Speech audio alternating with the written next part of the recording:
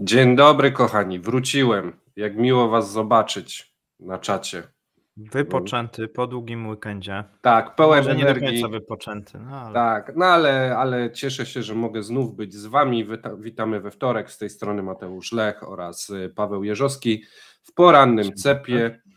Gonimy 20 000 subów, więc jeżeli jeszcze nie zasubskrybowaliście tego kanału, to bardzo prosimy o kliknięcie przycisku subskrybuj i dzwoneczek, aby móc oglądać nas częściej.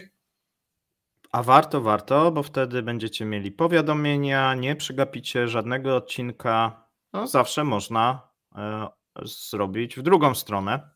Nie ale namawiaj. To dopiero za jakiś czas. Dopiero jak te 100 000 uzyskamy, wtedy możecie myśleć o unfollow. Jak widzicie, oboje mamy roślinki, rozwijamy się dzięki wsparciu patronów, mogliśmy kupić kwiatki. Ja miałem już wcześniej, to nie oszukuj. Ale ty kupiłeś, tak? Tak, ja kupiłem za wsparcie. Taki skarłobaciały ten twój kwiatek. Ale urośnie, będzie drzewem. Tak jak nasi subskrybenci będą rośli. Przechodzimy do informacji. I za każdą wpłatę, rozumiem, będzie tam, kilka listów. Jeden listek, okay. Tak. Dobrze, słuchajcie, zaczynamy od pogody. No pogoda powoli w Rosji zbliża się do tego, co widzimy w Polsce. No nadal, jeżeli chodzi o Irkuck, słonecznie. Dzisiaj w Moskwie słonecznie, no ale tylko 2 stopnie. No i powinna ta temperatura dojść maksymalnie do 5 stopni. No nie wygląda to jakoś pięknie, a więc możemy się tutaj pocieszyć, że Rosjanie nie mają w tym momencie lepiej niż my, jeżeli chodzi o pogodę, a za moment będzie prawdopodobnie gorzej i zimniej.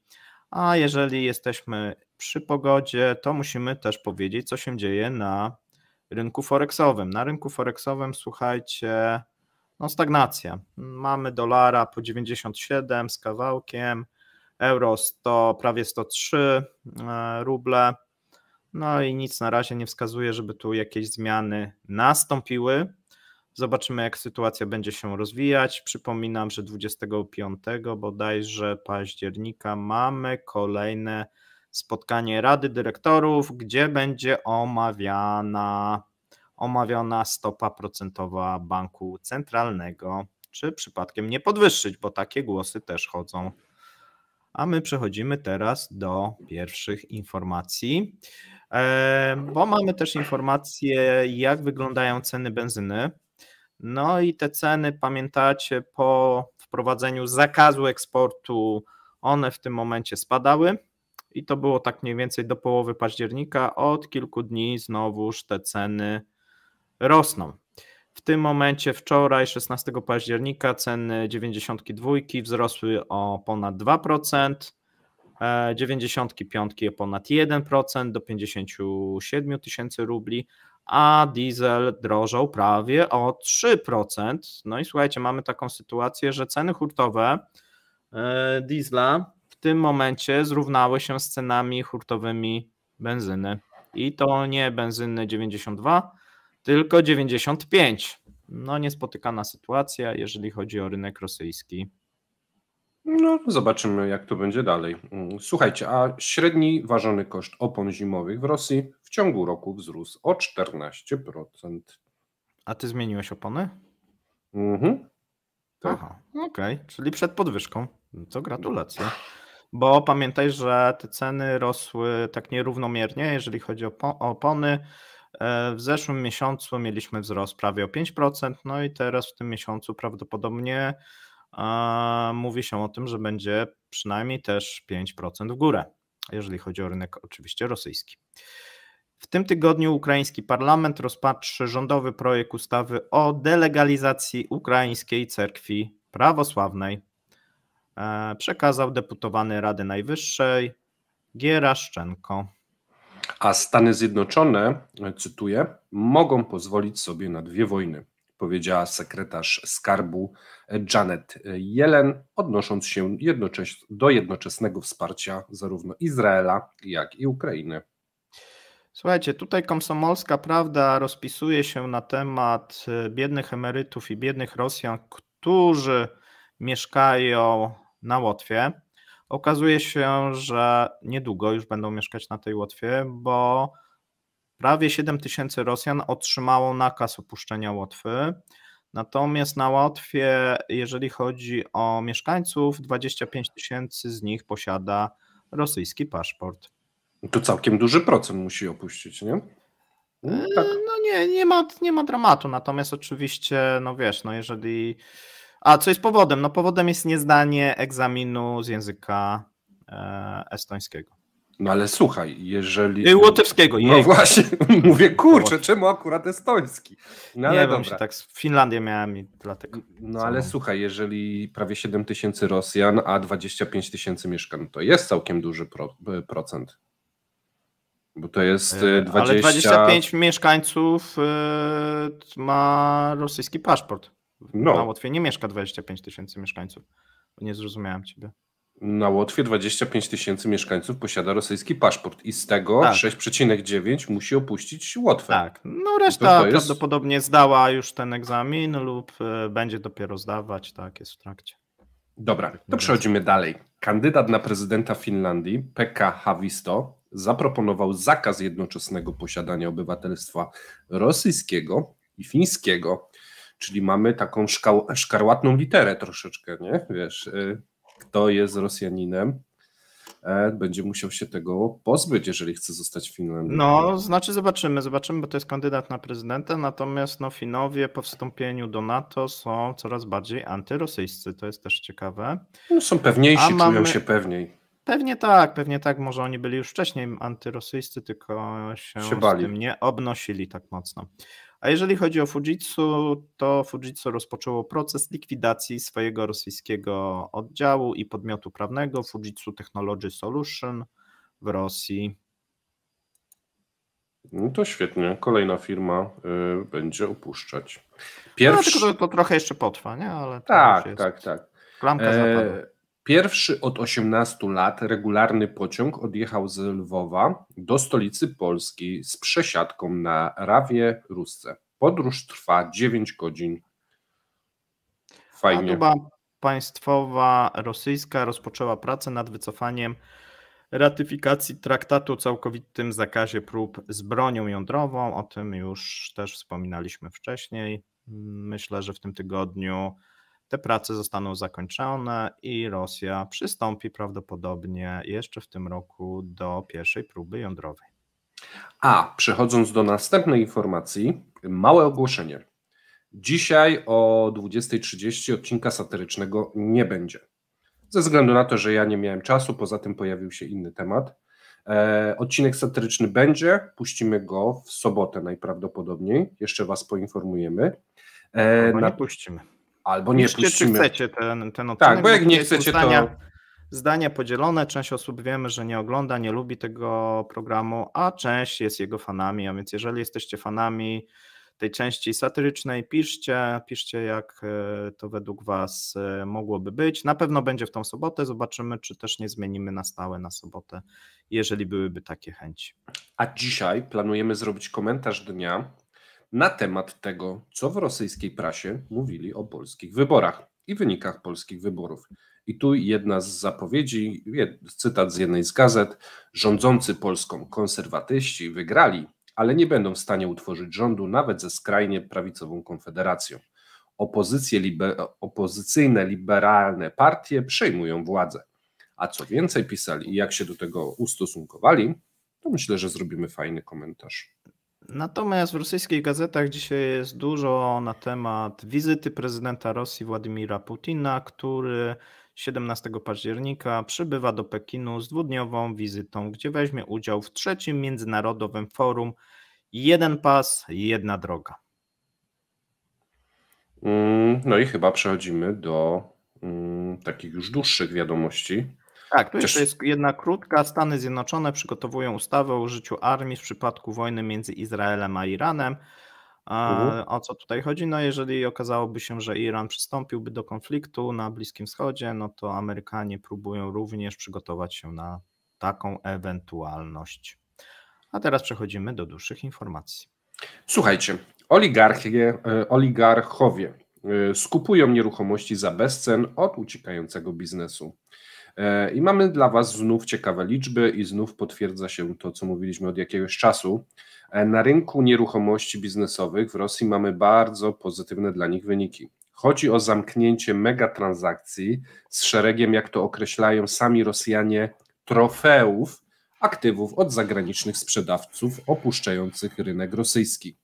Sprzedawane są głównie nieruchomości handlowe, stanowiły 46% transakcji inwestycyjnych w okresie styczeń-wrzesień. Czas na skupowanie takich nieruchomości właśnie nastał. Dalej mamy dane z innych działów. Nieruchomości mieszkaniowe stanowiły 25% ogólnego obrotu, biurowe 16%, magazynowe 7% i hotelowe 6%. I tak wyliczył IBC Real Estate, taka firma. Jeżeli wgłębimy się w szczegóły, to przede wszystkim mówimy o największej w historii rynku rosyjskiego transakcji z centrami handlowymi marki Mega.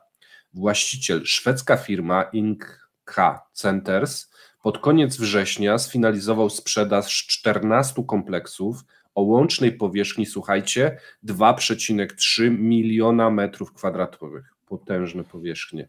Centra handlowe mieszczą się w obwodzie moskiewskim, obwodzie leningradzkim, Samarze, Kazaniu, Jekaterynburgu, Nowosybirsku, Niżnym Nowogrodzie i jeszcze kilku innych mniejszych miast. No i zgadnijcie, kto kupił? No oczywiście, grupa Gazprombank została nowym właścicielem największej sieci centrów handlowych. Kwota handlowa transakcji nie jest dokładnie znana, natomiast wiadomo, że w grze były duże rabaty.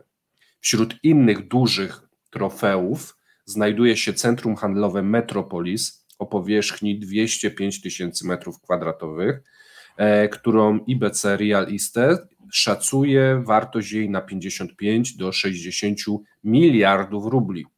7 centrów handlowych Park House o łącznej powierzchni 214 tysięcy metrów kwadratowych sprzedał holenderski Atrium i Real Estate i sprzedał go rosyjskiemu Ramo M za 12 do 15 miliardów rubli. A centrum handlowe Nevski Center o powierzchni 91 tysięcy metrów kwadratowych czeskie Real Estate sprzedało rosyjskiej spółce LLC Stockmann SBP Center za 10 do 11 miliardów rubli. Według analityków pod koniec roku przy oczekiwanym wzroście kluczowej stopy procentowej i przy spadku podaży aktywów wysokiej jakości dynamika inwestycji zacznie spadać. Jednak łącznie do końca 2023 roku wolumen inwestycji w rosyjskie nieruchomości może sięgnąć 700 miliardów rubli, co będzie historycznym maksimum. I tak prognozuje Mikhail Kazarian, członek zarządu, szef do spraw rynków kapitałowych i działu inwestycji w IBC Real Estate. No i kochanie, jak to oceniacie? Centra handlowe w rękach rosyjskich, dla nich krótkoterminowy biznes ok, a w długim terminie? Kurczę, to jest niesamowite. Wszystko kradną, wymuszają, przywłaszczają. Tak bardzo bym chciał poznać opinię tych firm, które opuściły ten rynek. Jak one się zapatrują na ten sposób? Są zadowolone. Są zadowolone, myślisz?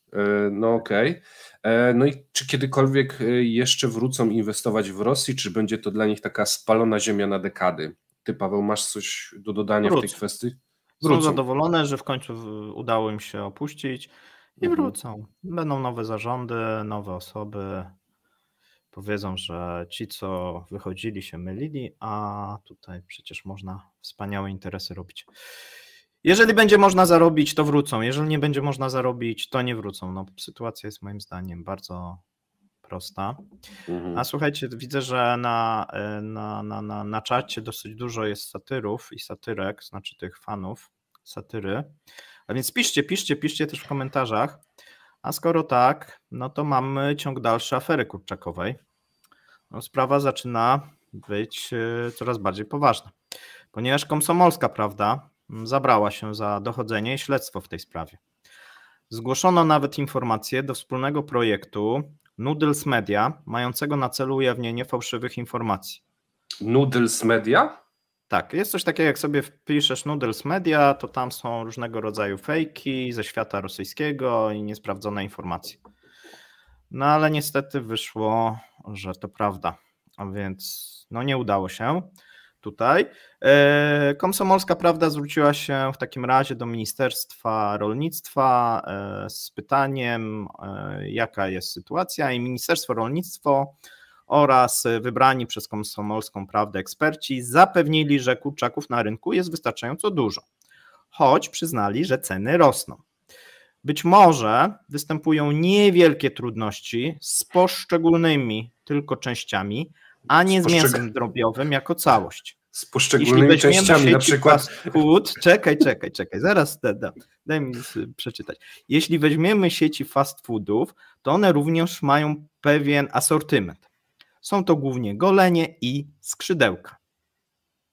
Czyli piersi brakuje, ale nóżek nie brakuje. Nie, znaczy nóżek brakuje i skrzydełek brakuje. Czyli nieprawdą jest, że kurczaki są niedostępne. Są dostępne, ale bez goleni i skrzydełek. Nieznany za to jest los piersi z kurczaka. Tu przedstawiciel rządu milczy. Ja chciałbym zobaczyć te ruskie kurczaki w tych bez skrzydełek. Ale piszcie, co oprócz w takim kurczaku jest, jak utniemy te skrzydełka i te golenie i te piersi, to co zostanie z tego kurczaka do jedzenia? Bo mi się jakoś kojarzy, że tak niewiele, ale może ja. Słuchajcie, ja mam propozycję na konkurs artystyczny. Wysyłajcie nam obrazki, jak może wyglądać taki kurczak. Ale nie, ale to najlepsze to opublikujemy. Tłumaczenie ministerstwa jest genialne. No nie ma problemu z kurczakami, tylko nie ma skrzydełek, goleni, piersi z kurczaka, ale ogólnie kurczaki ale reszta są. jest.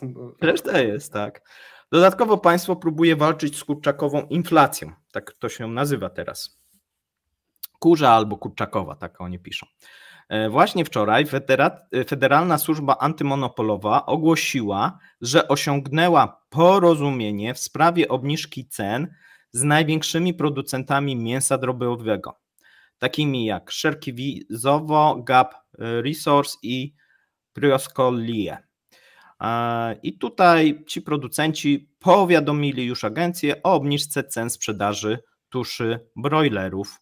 Teraz sieci handlowe według agencji muszą proporcjonalnie obniżyć ceny dla konsumentów. Można, prawda? Wszystko jest okej. Proszę się rozejść. Nie ma żadnej afery. Nie, no to fajnie. Skończyłeś. Będziemy śledzić dalej aferę kurczakową, jak się będzie rozwijać. No tutaj widzicie, że państwo reaguje, dba. Tak. A ja chciałem odnośnie innego państwa powiedzieć, dokładnie o Indiach. Grają na twardo. Władze Indii nie są zadowolone z faktu, że państwowe koncerny rafineryjne zaczęły płacić za rosyjską ropę w juanach. Obecnie co najmniej 7 dostaw ropy pozostaje niezapłaconych ze względu na stanowisko indyjskich władz. Niektóre rafinerie, w tym największa spółka w Indiach, Indian Oil, zaczęły płacić juanem za rosyjską ropę latem. Rosyjscy dostawcy także namawiali dwie inne państwowe firmy, Bharat Petroleum i Hindustan Petroleum, do stosowania tej waluty. Niemniej jednak rząd wyraźnie nie popiera tego podejścia i pokazuje swoje wzburzenie. Chociaż nie jest jasne, czy rząd wprowadził bezpośredni zakaz takich płatności, ropa dostarczona przez co najmniej 7 tankowców pozostaje nieopłacona. Co najmniej 2 państwowe rafinerie wstrzymały płatności od ostatniego tygodnia września. Co ciekawe, pomimo braku płatności, rosyjskie firmy, w tym Rosneft, nie wstrzymują dostaw. No bo w sumie co mają zrobić? Gdzie ją wysłać? Chyba nie mają alternatywy. Indyjscy nabywcy płacą za rosyjską ropę w rupiach, dolarach i dirhamach Zjednoczonych Emiratów Arabskich. O trudnościach z rupiami już Wam opowiadaliśmy, więc nie będziemy się do tego cofać. Na indyjskich rachunkach bankowych wciąż gromadzą się rupie o wartości miliardów dolarów, ale ze względu na ograniczenia dotyczące kapitałów Rosja nie może ich wypłacić. Co więcej, indyjski eksport do Rosji jest niewielki, więc sytuacja jest patowa. Jeżeli chodzi o juana, istnieją zarówno aspekty polityczne, jak i praktyczne, które utrudniają jego wykorzystanie w płatnościach. Stosunki między Indiami a Chinami są napięte, a Indie obawiają się zwiększenia wpływów finansowych Chin na arenie międzynarodowej.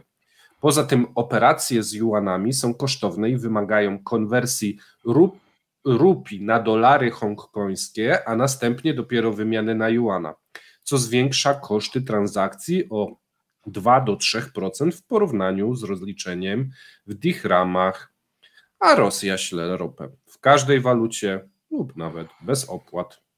Chcesz coś dodać, Paweł, w tej kwestii? Tak, że ja mam takie podejrzenie, że to obniżka tych cen sprzedaży tuszy brojlerów, myślę, że udała się dzięki temu, że te tusze nie posiadają właśnie skrzydełek i goleni. No i wtedy, słuchaj, one mogą być sprzedawane taniej. Co prawda nie jest cały wiesz, kurczak, ale za to 20%. Ale jest dostępny, jest tani, tak, a skrzydełka i golenie można przecież sprzedać tutaj to jest normalnie bareja, to jest normalnie bareja, z tego by szło nakręcić film. Nie? Ja wyobrażam sobie scenę, że kupujesz, wchodzisz do sklepu, nie, tam masz całe kurczaki, ale tam wiesz, powycinane. Tak. Tak jak na zupę u nas te same korpusiki, nie, no to tam właśnie. Tak. Dostępne.